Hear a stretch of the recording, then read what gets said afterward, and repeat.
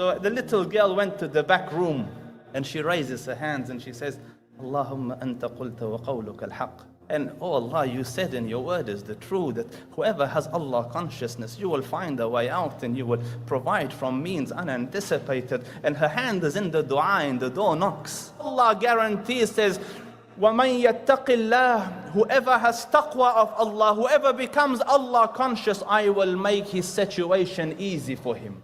You have family problems, Allah says, I will make it easy. You're going through a divorce, Allah says, I will make it easy. You're having a court problem, Allah says, I will make it easy.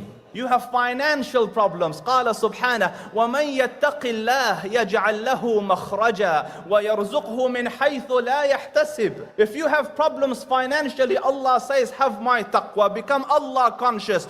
Love me and remember me and fear me, and I will solve it. وَيَجْعَلْ لَهُ مَخْرَجًا, I will make a way out for you. Imagine this auditorium is blocked like it's all brick walls. If there's a door, makhraj is already there. No one needs to make a makhraj for you. But if there is a door, everything is blocked. Allah Rabbul Izzah says, I will tear a way out for you. يَجْعَلْ لَهُ مَخْرَجًا وَيَرْزُقْهُ مِنْ حَيْثُ لَا يَحْتَسِبُ, and I will provide for you from means you didn't anticipate. One of the beautiful stories that I mention over and over again, there was a person in the past, his name was Hatim al-Asam, and he came to his family wanting to go to Hajj.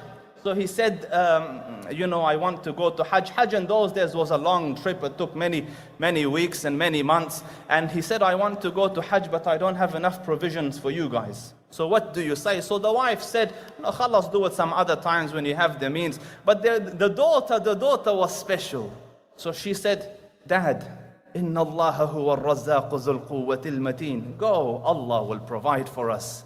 So the dad took heart from this and went. And when he went, a little while later, a couple of weeks later, the provisions ran out.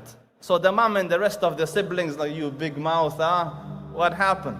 So the little girl went to the back room and she raises her hands and she says, Allahumma anta qulta wa qawluka al-haq, wa man yattaqi Allah yaj'al lahu makhraja wa yarzuqhu min haythu la yahtasib.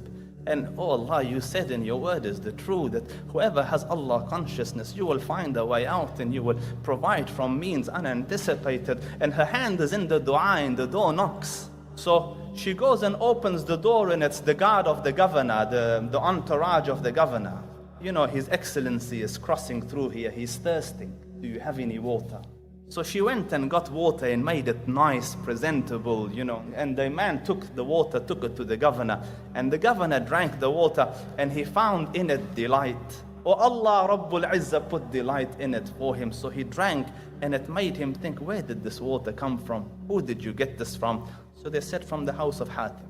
So the famous Hatim, yes, we must go say salam. They said, no, Your Excellency, he's in Hajj. So he said, then it is our duty to look after his family. So he reached into in the olden days they had those little sacks of the coins. So he reached into this and he chucked it into the house of Hatim, the gold coins. But Allah Rabbul Izzah wished to increase. So the man looked at his entourage and said, whoever loves me, do as I have done. So all the entourage took their purses and chucked it into the house of Hatim. Pretty soon gold coins were loitering around on the floor, and the little girl started to cry.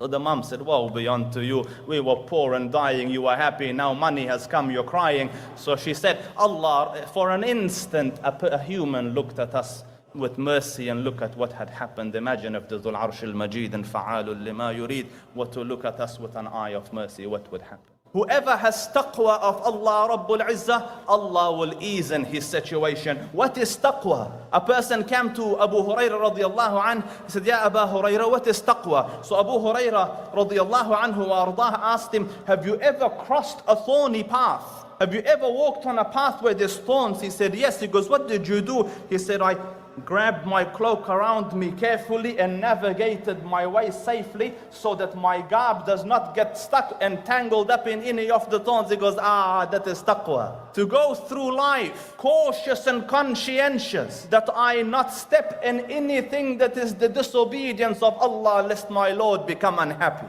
So taqwa is Allah consciousness. That in everything you do, you say, what does Allah Rabbul Izzah say? Will Allah become happy, Jalla Subhanah? If I overlook this, will He become happy? If I take an exception to that, do you understand that your whole of life with your family, with your wife, with your kids, everything is related to this, and Allah guarantees, says, وَمَنْ يَتَّقِ اللَّهِ, whoever has taqwa of Allah, whoever becomes Allah conscious, I will make his situation easy for him.